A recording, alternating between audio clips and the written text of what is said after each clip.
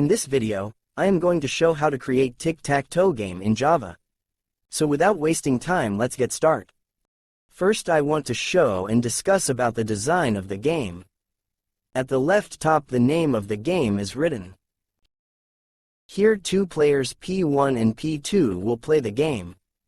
P1 player represent the 0 and P2 player represent the X in game.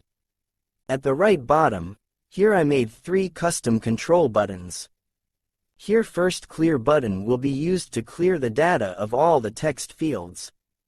Second reset button will reset these text fields data, and third quit button used to close the game. These text fields are used to get the input and display the 0 and X according to their turn. This will indicates the turn of the player. If clear button will be clicked, then all text fields data will be erased.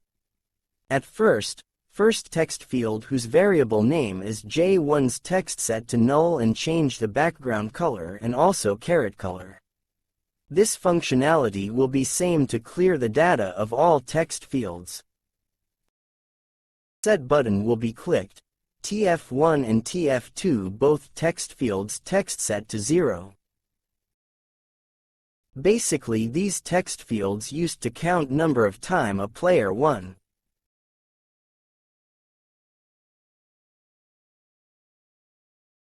When quit button will be clicked, system exit method will run and game will be closed.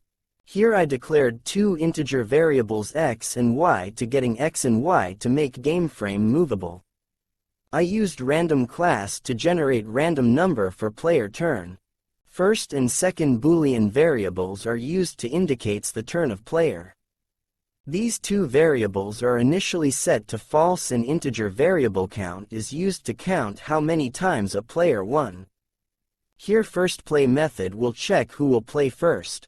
In the first play method, first check the condition. If random number is equal to 1 using rn.nextInt method. If this condition will true, then first variable is set to true and display P1's turn in TF3 text field. Else second variable is set to true and first becomes false and set P2's turn in TF3's text field. I call this method by constructor because I want to check in the beginning who will play first. These 2 methods will make the game frame movable. The main functionality of the game is begun from here. Here x and 0 data values will be set according to player's turn. If the player clicked on first text field J1, then first check if the first variable equal to true. This variable will true only in TH3 case of P1's turn. If this condition will true, then 0 display in the text field J1 and its background and caret color becomes blue. After check condition for player 1, condition will also be checked for player P2.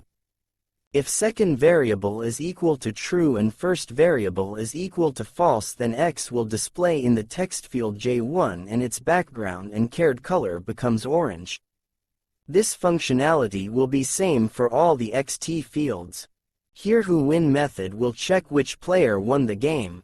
Turn changing method is used to change the turn of the players. In this method I used for loop to iterate from first text field to last text field. System will check if first variable is equal to true, then display P1's turn in the TF3's text field. In the else part, second is equal to true automatically and first becomes false and display P2's turn in the TF3's text field. In the who-win method, check the conditions to identify who wins the game. First check the conditions for player P2. This statement will check the first row. If J1, J2, J3 all text fields text is equal to X, then call P2 wins method. Next statement will check the second row. If J4, J5 and J6 all the XT fields text is equal to X, then also call P2 wins method, and so on. This functionality will be same for also P1 player win case.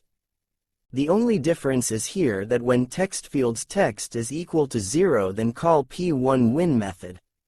In the p1wins method, first increase the count variable value and parse this count variable into string.value of method.